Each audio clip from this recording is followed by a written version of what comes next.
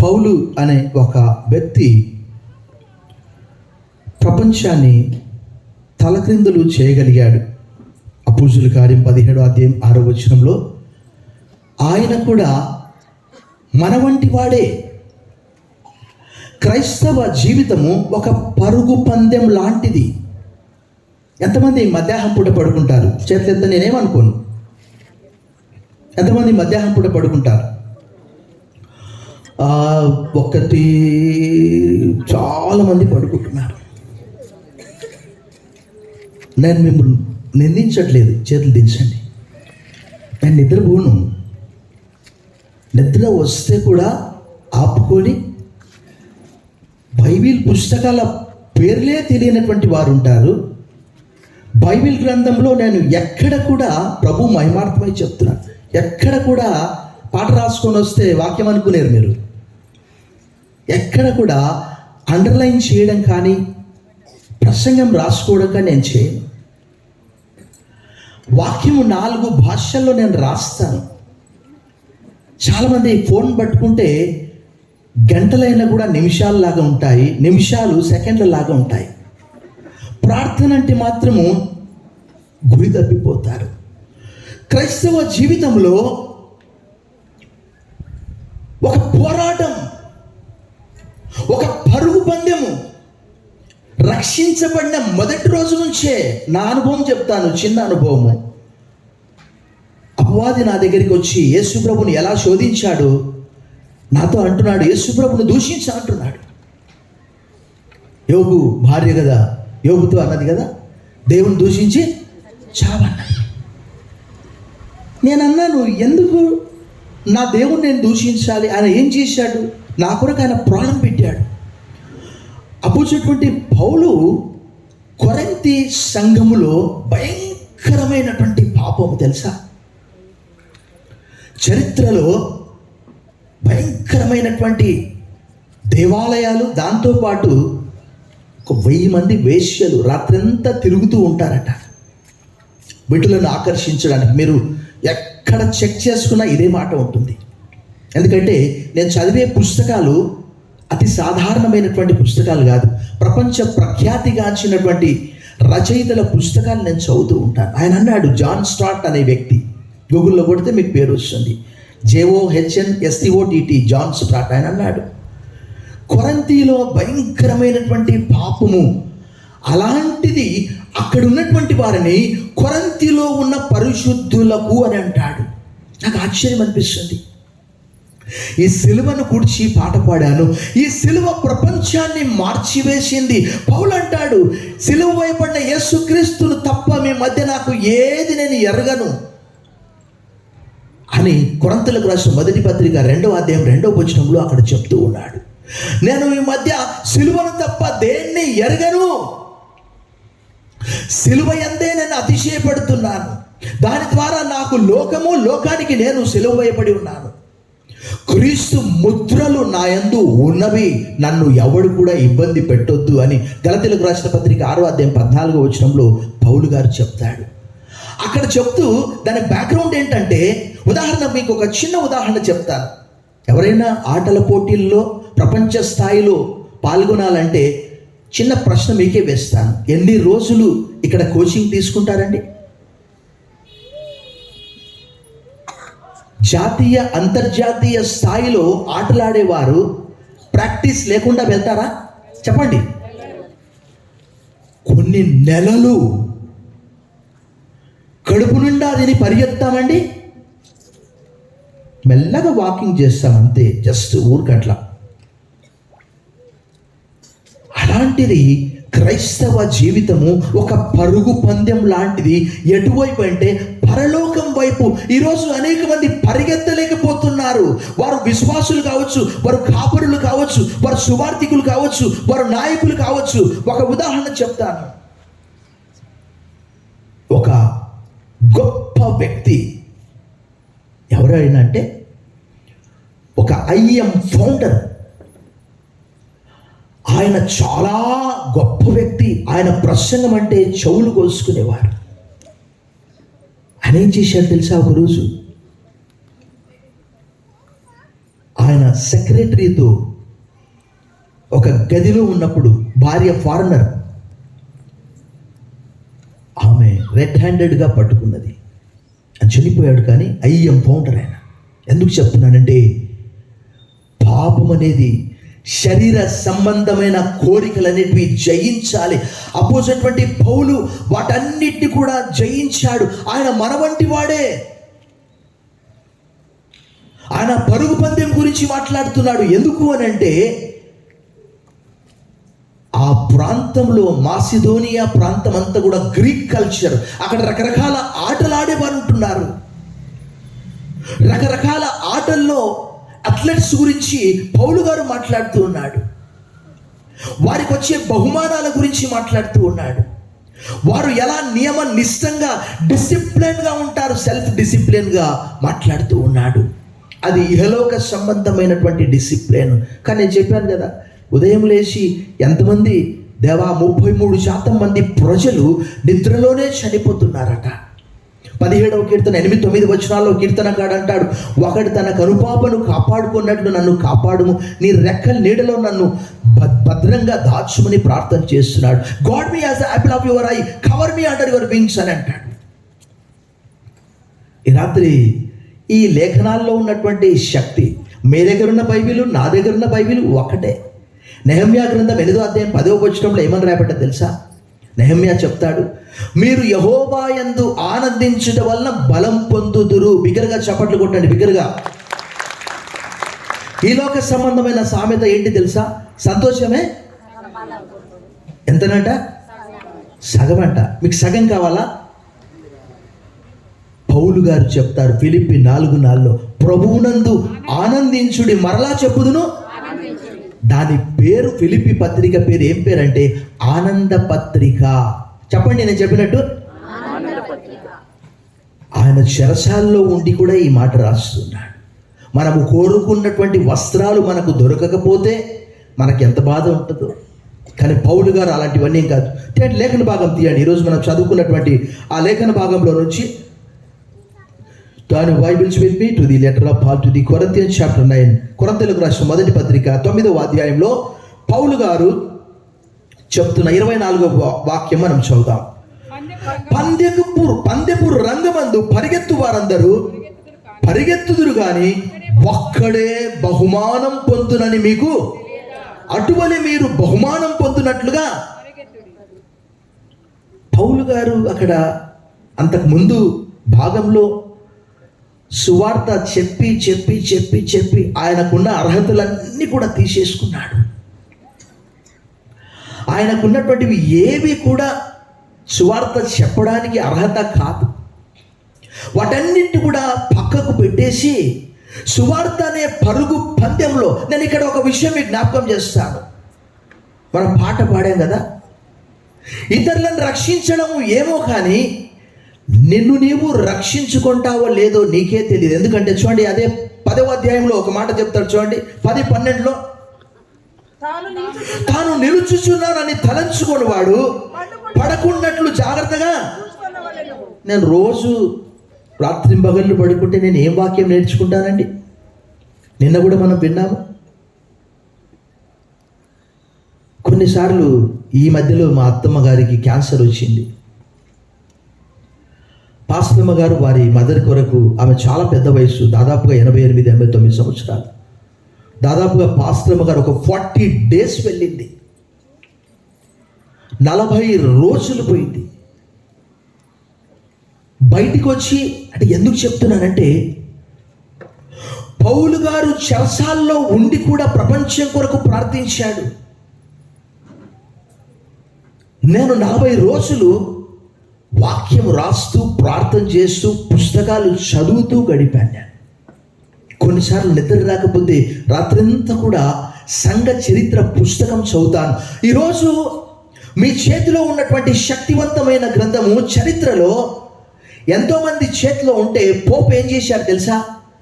కేవలం నీవు బైబిల్ కలిగి ఉన్నందుకు వారు ఉరి శిక్షకు గురి అయ్యారు. మొదటి శతాబ్దం నుంచి నా దగ్గర ఉన్న సంఘ చరిత్ర దాదాపుగా 18-19వ శతాబ్దం వరకు ఆ చరిత్ర అంతా కూడా చదివితే ఈరోజు నా ఇంటి నిండా బైబిల్సే, నేను ఎంత ధన్యునంటే అంత ధన్యుని. బిగ్గరగా చప్పట్లు కొట్టి దేవుని మయపరచండి. ప్రభునందు మిగిలి ప్రియులారా, రక్షించబడిన తర్వాత మనం పరుగు పందెం అనగా క్రమశిక్షణతో కూడుకున్నటువంటిది. ప్రతిరోజు కూడా ఉదయం లేచి ప్రార్థించాలి, కనీసం తక్కువలో తక్కువ ఒక 4 అధ్యాయాలు చదవాలి. తర్వాత పనిచేసే ప్రాంతంలో ఈ సిలువను కూర్చున్నటువంటి వార్త అనేక మంది, మనం మాట్లాడుతున్నంతసేపులోనే అనేక మంది నశిస్తూ ఉన్నారు, చనిపోతూ ఉన్నారు. మనం రోజు వార్తాపత్రిక తీయగానే అదే. వారి పట్ల మన బాధ్యత ఏంటి? మనం పనిచేసే ప్రాంతంలోనైనా వారికి మనము అందించగలుగుతున్నామా, లేక పనిచేసే ప్రాంతంలో మనమే పడిపోతున్నామా, మనమే సాక్ష్యాన్ని కోల్పోతూ ఉన్నామా? పౌలు అదే అంటున్నాడు. ఈరోజు అనేక మంది ఒక సెల్ఫ్ డిసిప్లిన్ అనేది లేదు. ఆ పందెపు రంగమందు పాల్గొనే వారి అర్హతలను చెప్తూ ఉన్నాడు. ఈరోజు మనం వెనకబడిపోయాము. మనందరికీ తెలుసు మారథాన్ రేస్ 4 కిలోమీటర్లు, 5 కిలోమీటర్, 2 కిలోమీటర్ అని. అయితే మొట్టమొదటిగా పరిగెత్తేవాడు వేగంగా పరిగెత్తాడు. ఎలా పరిగెత్తాడు? నెమ్మది. ఎందుకంటే పరిగెత్తే కాసేపట్లోనే అలసిపోయి పడిపోతారు. క్రైస్తవ జీవితం ఒక పరుగు పందెముతో పోల్చబడింది. మనము పరలోక వైపు పరిగెత్తుతున్నాం. ఆ పరిగెత్తే సమయంలో మీకు ఒక చిన్న ఉదాహరణ చెప్తాను. మనము ఏటీఎంకి డబ్బులు తెచ్చుకుందామని వెళ్తూ ఉంటాం. ఒకవేళ తెచ్చుకున్నాం అనుకోండి, తీసుకొని వచ్చే సమయంలో మనకు ఒక శోధన వస్తుంది. ఏంటి తెలుసా? అక్కడ ఒక 10 రూపాయల నోటు, అక్కడ ఒక 20 రూపాయల నోటు, అక్కడ ఒక 50, అక్కడ ఒక 100. అక్కడ ఎవరు ఉంచుతాడు? ఒక దొంగ ఉంచుతాడు. అంటే గురి తప్పడానికి. అప్పుడు మనం ఏం చేస్తాము? తెచ్చుకున్నటువంటి ఆ డబ్బు బ్యాగ్ అక్కడ పెట్టేసి ఏం చేస్తాము? అవి ఏరుకుంటుంటాము. వాడేం చేస్తాడు? మెల్లగా. మన పరిస్థితి అలాగే ఉంది, క్రైస్తవుల పరిస్థితి. ఒక దినం ఒక గృహ ప్రవేశానికి వెళ్ళాను. ఆయన చెప్పాడు, సార్ ఇది బైబిల్ కొరకు సెల్ఫ్ సార్ అన్నాడు.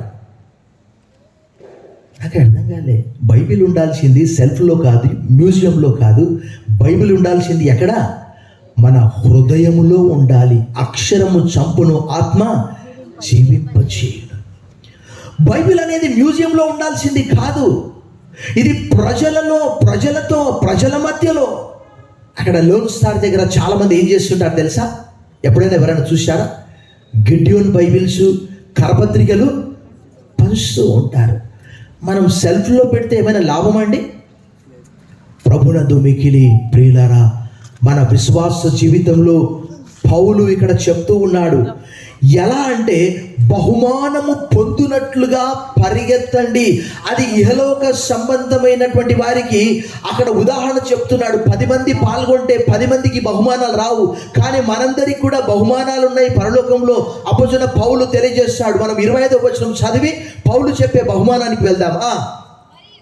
మరియు పందెమందు పోరాడు ప్రతివాడు అన్ని విషయముల యందు మితముగా ఉండును.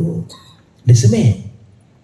రాత్రి కొంచెం తక్కువ తింటే ఉదయం త్వరగా లేస్తాం, ఆరోగ్యం కూడా బాగుంటుంది, కడుపు కూడా అప్సెట్ కాదు. ఉదయం లేచి కాసేపు ప్రార్థన చేసుకొని, పరలోక ప్రార్థనలో మనం ఏమని చేస్తాం? మమ్మను శోధనలోకి తేక కీడు నుండి, do not bring us into temptation but deliver us from evil. हमें आजमाइश में ना ला बल्कि बुराई से बचा. ఉర్దూలో ఇది. ప్రతిరోజు కూడా పడిపోయే అవకాశం మీరే కాదు, నాకు కూడా ఉంటుంది శోధన. బట్ ఆ శోధనను ఎలా జయించాలి అనంటే యేసు ప్రభువు వారు మత్తయి సువార్త 4:4, లూకా సువార్త 4:4, ద్వితీయోపదేశకాండం 8:3 ఏమన్నాడు? మనుష్యుడు రొట్టె వలన మాత్రమే కాదు కానీ దేవుని నోట నుండి వచ్చు ప్రతి మాట వలన. 119వ కీర్తన 9 మరియు 11 వచనాల్లో దావీదు ఏమంటాడు?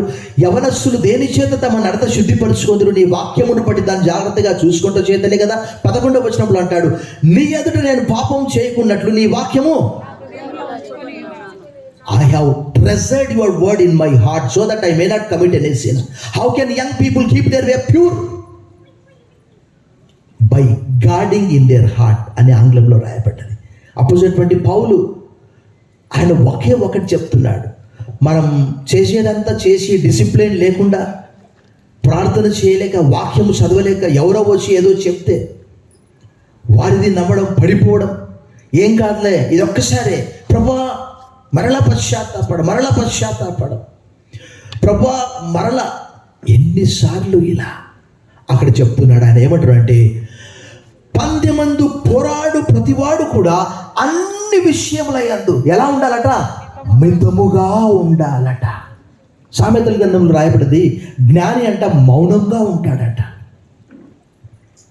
మూర్ఖుడు అంట మాట్లాడతాడట. మనము చాలా సెల్ఫ్ డిసిప్లిన్గా, అనగా పట్టణమును స్వాధీనపరుచుకుని వానికంటే హృదయమును స్వాధీనపరుచుకునేవాడు చాలా గొప్పవాడట.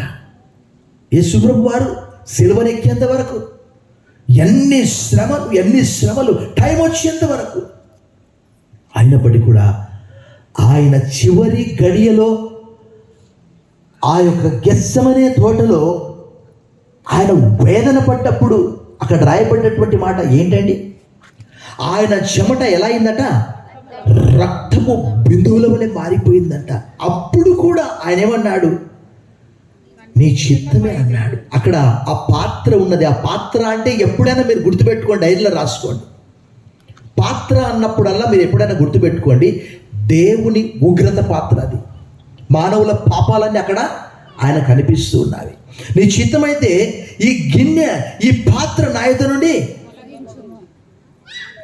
అపవాది అనేక సార్లు ఏం చేశాడు? నీవు దేవుని కుమారుడవైతే పైనుంచి కిందికి దూకు అన్నాడు.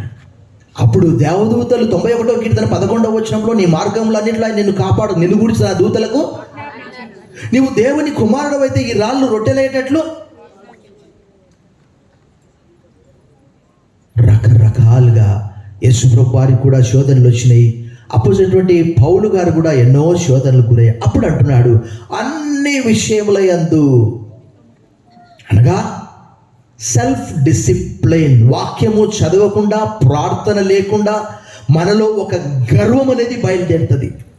ఎందుకంటే దైవవాక్యం సెలవిస్తున్నది ఏంటంటే, ఒకడు తాను ఎంచుకొనదగిన దానికంటే ఎక్కువగా ఎంచుకొనదగినది కాదు అని భక్తుడు పౌలు రోమపత్రిక 12వ అధ్యాయంలో ఒక మాట చెప్తాడు. చూడండి, రోమపత్రిక 12వ అధ్యాయంలోనే ఆ మాట మనం చూసాం.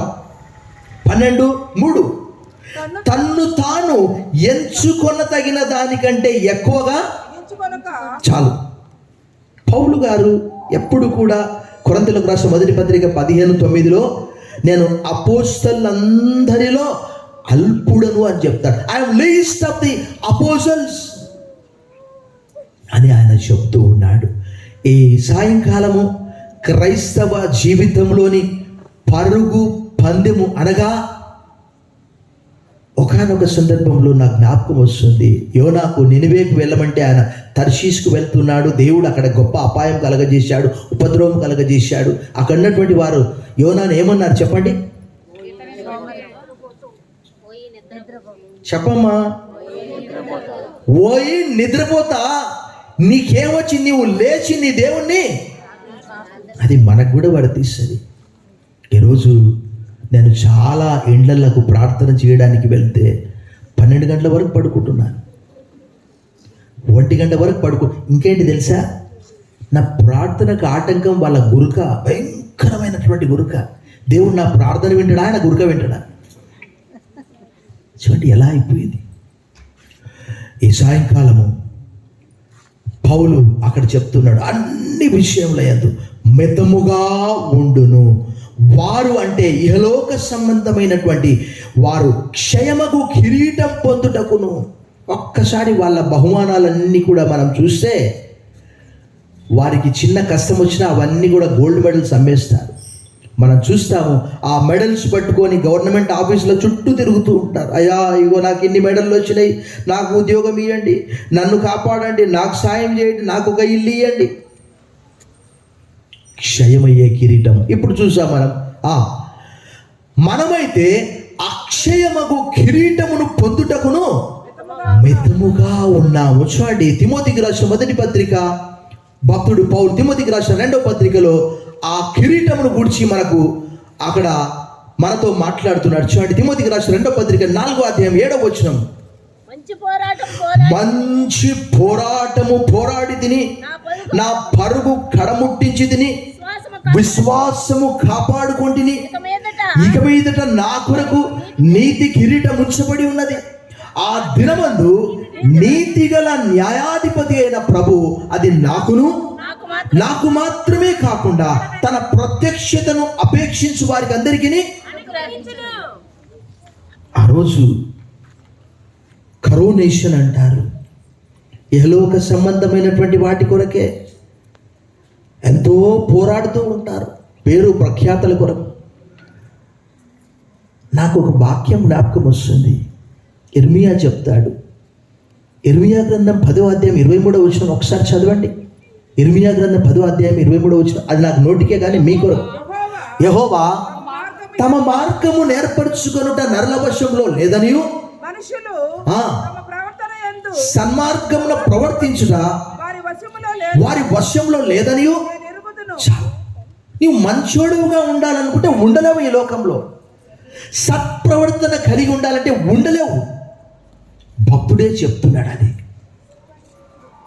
నీ సెల్ఫ్ డిక్లరేషన్ కాదు. అది ఇక్కడ అపోజిట్ పౌలు గారైతే చాలా స్పష్టంగా చెప్తున్నాడు.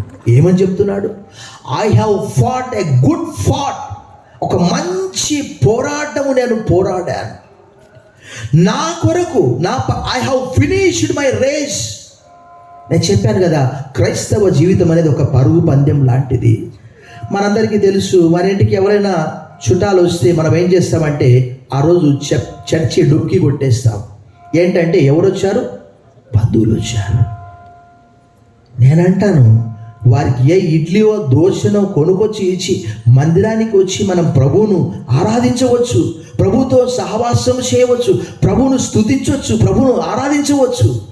కానీ మనం ఏం చేస్తుంటామంటే సంవత్సరంలో 52 ఆదివారాలంటే చాలామంది చిన్న చిన్న వాటికి కూడా మందిరానికి వెళ్ళలేక, చిన్న చిన్న వాటికి వాక్యము చదవలేక, ప్రార్థించలేక, ఏదైనా ప్రత్యేక కూడికలుంటే అక్కడికి వెళ్ళలేక, ఆధ్యాత్మిక ఎదుగుదల లేక నిన్ను నీవే రక్షించుకునే పరిస్థితిలో నీవు లేవు. తాను నిలుచున్నానని తలంచుకొని వాడు పడిపోకున్నట్టు జాగ్రత్తగా చూసుకుని నీవు ఇతరులకు ఏం చెప్తావు? నీకు కిరీటం ఎక్కడిది? కష్టపడకపోతే. నేను ఇన్ని రోజులు పడ్డటువంటి కష్టము వాక్యము నేర్చుకున్నాను, ఇక్కడ చెప్తున్నాను. ఇప్పుడు ఈ రోజు కొరకు ఈరోజు ఏం సిద్ధపడాలి? ఎన్ని పుస్తకాలు చదవాలి? ఎంత వాక్యం చదవాలి? ఆ కొరింథీయులకు రాసిన మొదటి పత్రిక 16 అధ్యాయాలు చదవాలా? చదువుతాను. బట్ ఒక్క రోజులో మనకు ఏమర్థమవుతుంది? ఆ కొరింథీ పట్టణము భయంకరమైనటువంటి పట్టణం. అలాంటి పట్టణాన్ని దేవుడు పౌలు ద్వారా అక్కడ అపోస్తలుల కార్యం 18వ అధ్యాయంలో పౌలు 1.5 సంవత్సరాలు అక్కడ ఉన్నాడు. దేవుడు అన్నాడు, పౌలు నీ మీదికి హాని చేయడానికి ఎవ్వడు కూడా రాడు, ధైర్యంగా ఉండు అని చెప్పాడు. దాంతో ఆయన 18 నెలలు అక్కడే ఉన్నాడు. 18 నెలలకే ఆ ప్రాంతమంతా కూడా చాలా పెద్ద పట్టణం. అది వ్యాపార పట్టణం, బహుమంది వేశ్యలున్నటువంటి పట్టణం. గ్రీకు కల్చర్ ఉన్నది. ఎందుకంటే ద గ్రేట్ అలెగ్జాండర్ క్రీస్తుపూర్వం 300 సంవత్సరంలో ఆ గ్రీక్ కల్చర్ ప్రపంచవ్యాప్తంగా వెళ్ళిపోయింది. యేసు ప్రభువును చూడడానికి యోహాను సువార్త 12వ అధ్యాయంలో గ్రీసు దేశస్థులు కూడా వచ్చినట్టు అక్కడ రాయబడింది. 12వ అధ్యాయంలో అక్కడ మనం చూస్తాం. ఈ సాయంకాలము పౌలు గారు ఆ చుట్టుపక్కల ఉన్నటువంటి ఆ ప్రభావాన్ని చెప్తున్నాడు. ఆ పరుగు పందెం గురించి చెప్తున్నాడు. క్రైస్తవ జీవితంలో ఆయన చనిపోయే ముందు రాసినటువంటి ఈ మాటలు ఇవి. ఆయన చనిపోవడానికి సిద్ధంగా ఉన్నాడు. నీరో చక్రవర్తి కాలంలో పేతురు మరియు పౌలు ఇద్దరు ఒకే రోజు హతసాక్షులైపోయారు. పేతురును తలకిందులుగా సెలవు వేశారు.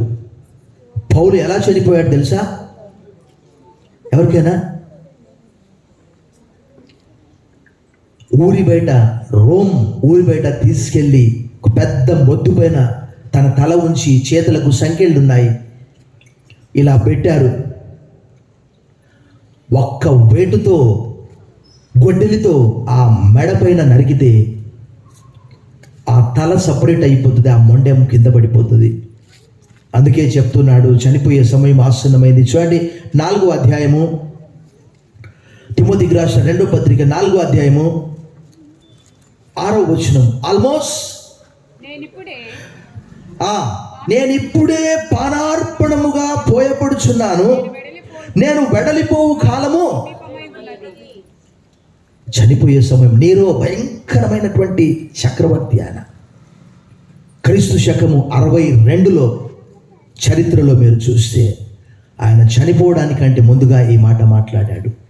ఆయన చేయవలసిందంతా దేవుడు ఆయన ద్వారా సంపూర్ణంగా సువార్తను ప్రకటించాడు. రోమీయులకు రాసిన పత్రిక 15వ అధ్యాయం 18వ వచనంలో యెరూషలేము మొదలుకొని ఇల్లూరిక వరకు నేను సంపూర్ణంగా సువార్త ప్రకటించాను, ఇంకా ఏది ఎక్కడ లేదు. ఇంకా చూడండి ఒకసారి రోమ పత్రిక 15వ అధ్యాయం మనం చూసాం. అన్ని జనులు విధేయులైనట్లు వాక్యము చేతను క్రియ చేతను గురుతుల బలము చేతను మహత్కార్యముల బలము చేతను పరిశుద్ధాత్మ బలము చేతను క్రీస్తు నా ద్వారా చేయించిన వాటిని గూర్చియే గాని మరి దేనిని గూర్చి. కాబట్టి యెరూషలేము మొదలుకొని చుట్టుపట్లనున్న ప్రదేశములందు ఇల్లూరికు ప్రాంతం వరకు క్రీస్తు సువార్తను ప్రకటించి ఉన్నాను. ఆయన పని అయిపోయింది. నిన్ను నీవు రక్షించుకోలేని స్థితిలో ఉన్నావు. నీ ఇతరులకు సువార్త చెప్పగలుగుతావా? బైబిల్ పుస్తకాల పేర్లే నీకు తెలియదు. ఎవరైనా నిన్ను అడిగితే క్రీస్తు ప్రత్యేకత నువ్వు చెప్పగలుగుతున్నావా? ఆయన పరిశుద్ధుడు, ఆయన పవిత్రుడు, ఆయన నిర్దోషి. యేసుప్రభు వారు ఒక ఉపమానం చెప్పాడు. ఏంటంటే గుడ్డివానికి దారి చూపిస్తే ఏమవుతుందట? ఇద్దరు పోయి. అలాగే ఉంది మన పరిస్థితి. పౌలు అదే అంటున్నాడు. మనమే లోకానికి మార్గదర్శకులముగా ఉన్నాము, మనమే లోకానికి ఉప్పు, మనమే లోకానికి వెలుగు. మత్తయి సువార్త 5:13-14 భక్తుడు అక్కడ మత్తయి రాస్తూ ఉన్నాడు. మరలా మనము కొరింథీయులకు రాసిన మొదటి పత్రిక 9వ అధ్యాయంలోని ఆ మాటను మనము చదువుదాం. 26. గురి చూడని వాని వలె పరిగెత్తువాడను గాలిని కొట్టినట్లు నేను పోట్లాడలేదు. ఇతరులకు ప్రకటించిన తర్వాత నేనే భ్రష్టుడనైపోదునేమో అని నా శరీరము నలగొట్టి ఒక డిసిప్లిన్. ఫలాని టైంకి ప్రార్థన చేసుకోవాలి, ఫలాని టైంకి వాక్యము చదవాలి, వాక్యం వినాలి. నెహెమ్యా గ్రంథం అంటేనే తీయడానికి కష్టం, జఫన్యా గ్రంథం అంటేనే తీయడానికి కష్టం. ఎందుకు కష్టము? 66 పుస్తకాల ఒక లైబ్రరీ మన ఇంట్లో ఉన్నట్లే కదా. 1189 అధ్యాయాలు, 31,103 వచనాలు ప్రతిరోజు కూడా పఠించినప్పుడు మన శరీరమును కూడా మనం ఒక డిసిప్లిన్గా ఉంచుకోవాలి. మన ముందు ఆహారం చాలా ఉంటుంది, అదంతా తింటే మనకు అజీర్తి అవుతుంది. మనకు ఎంత అవసరమో పౌలు తిమోతితో చెప్తూ నీవు అన్ని విషయాల్లో మితంగా ఉండు తిమోతి అని అంటాడు. ఒక్కసారి తిమోతికి రాసిన 2వ పత్రికలోని ఆ లేఖన భాగాన్ని మీకు చూపిస్తాను. చూడండి, తిమోతికి రాసిన 2వ పత్రికలో పౌలు తిమోతితో చెప్తూ ఉన్నాడు. అక్కడ 4వ అధ్యాయము 4వ వచనం.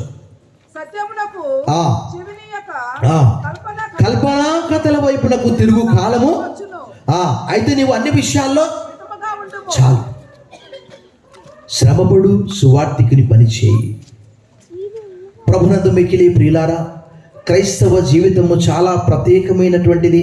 ఆయన ప్రభువైన యేసుక్రీస్తు అను తన కుమారుని సహవాసంలోనికి మనను పిలిచాడట. అక్కడ రాయబడ్డది. ఒక్కసారి చూడండి, కొరింథీయులకు రాసిన మొదటి పత్రికలో ఎందుకు పిలిచాడు ఆయన.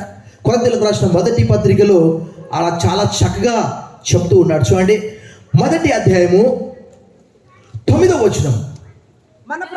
మన ప్రభువైన యేసుక్రీస్తు అను తన కుమారుని సహవాసమునకు మిమ్మును పిలిచిన దేవుడు. ఈ రాత్రి మన పరుగు పందెము ఎలా ఉన్నది? ఏమంటారంటే ఆంగ్లంలో స్లో అండ్ స్లగ్గిష్ అంటారు. నత్త ఎలా వేగంగా పరిగెత్తుందా, మన జీవితాలు కూడా స్లోగా, చాలా స్లోగా, పరిగెత్తలేక, అందుకోలేక అన్ని విషయాల్లో. దేవుని బిడ్డలంటే మనందరికీ తెలుసు, యూదులు ఎంత తెలివిగల వాళ్ళండి. ప్రపంచంలో నోబెల్ బహుమతులు అన్ని వారికే, ఒక్క వారికి యేసుప్రభు ఒక్కటి లేడు, అంతే. కానీ అది మళ్ళీ వేరే టాపిక్. ఒక సమయం వస్తుంది, వారు కూడా ప్రభునందు విశ్వాసం ఉంచుతారు. తప్పకుండా ప్రపంచమంతా చూస్తుంది వారికి దేవుడు ఎంత తెలివి ఇచ్చాడండి.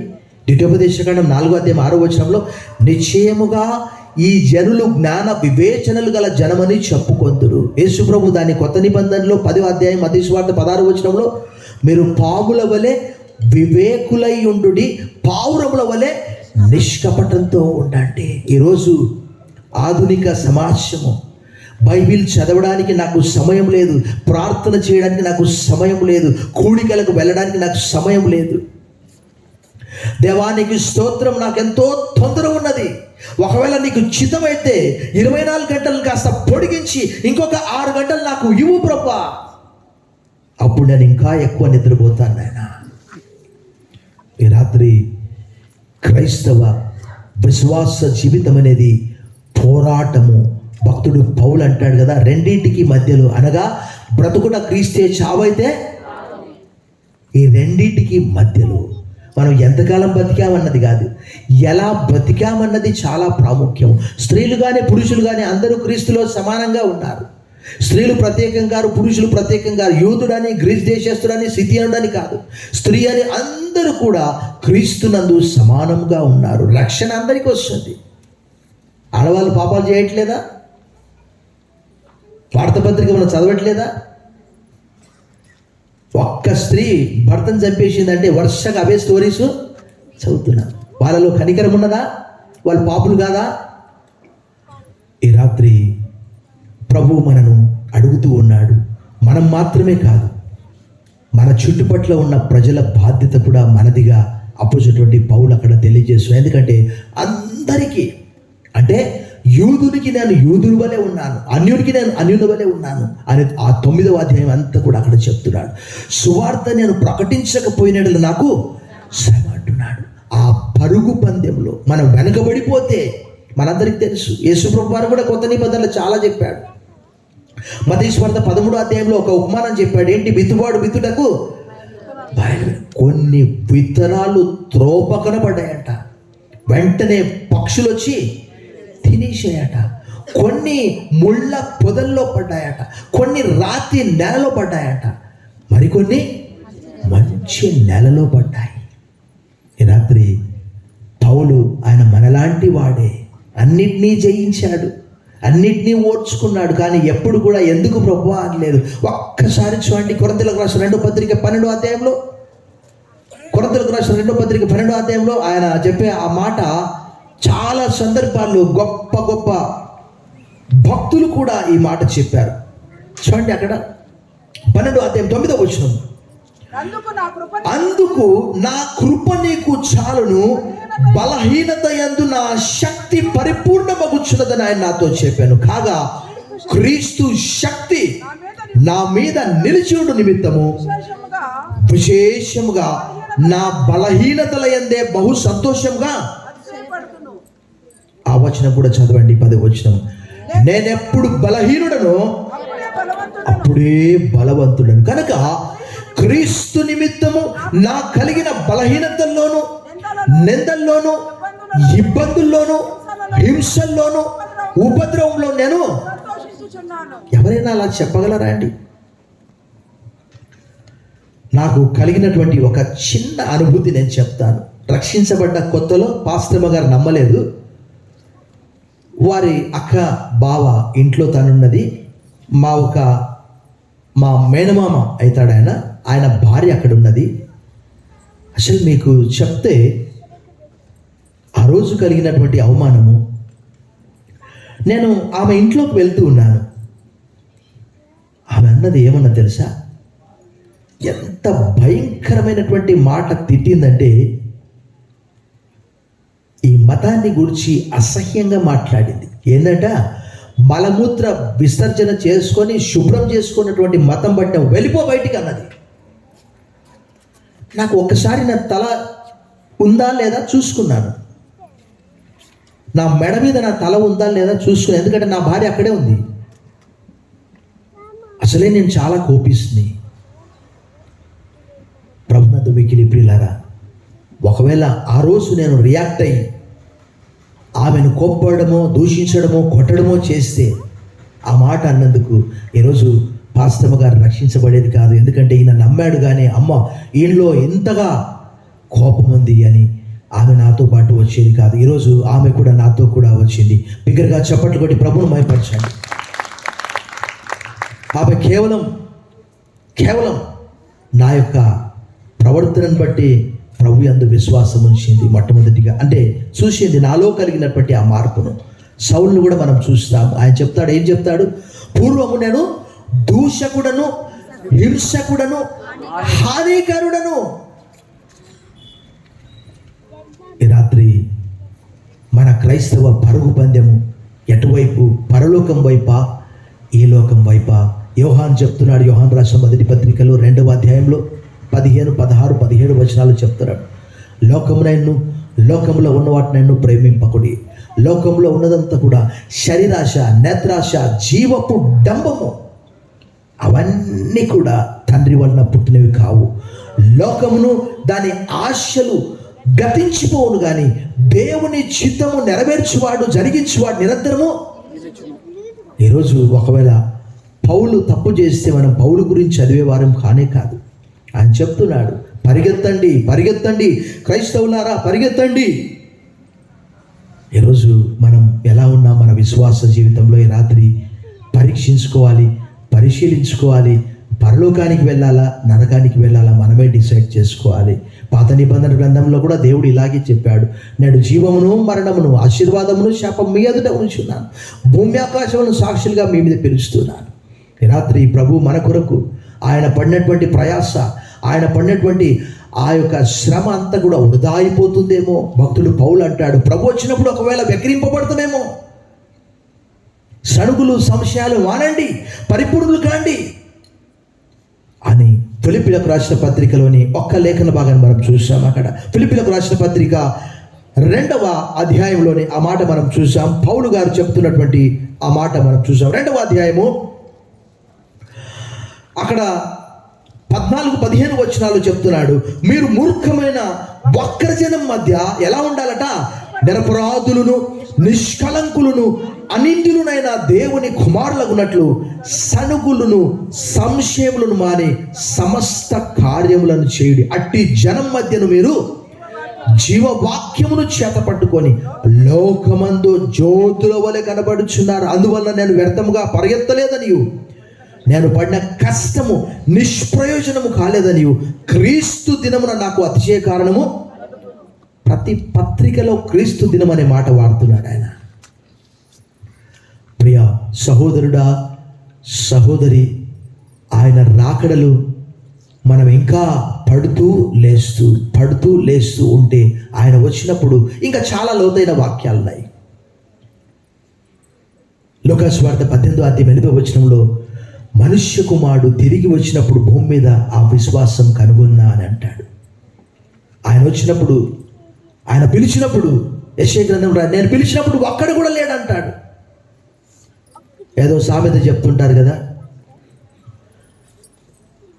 ఒక బోధకుడు వాక్యం చెప్తా ఉంటే అందరు వెళ్ళిపోయారంటే ఒక ఆమె కనిపెట్టుకొని ఉంటే ఏం చెప్తారు? అయ్యా పాస్టర్ గారు, నీవు నిలబడ్డ చాప నాది, నీవు వెళ్ళిపోతే. అట్లా ఉంది క్రైస్తవుల పరిస్థితి ఇప్పుడు. ఇది వాక్యపు పండగ.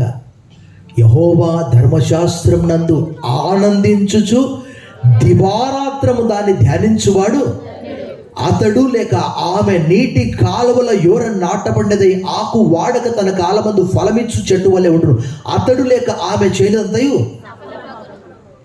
సక్సెస్ రావాలంటే ప్రాక్టీస్ లేకపోతే గేమ్స్లలో గెలవలేము. జీవితం అనే గేమ్ అది. పడిపోయే అవకాశాలు మెండుగా ఉన్నవి.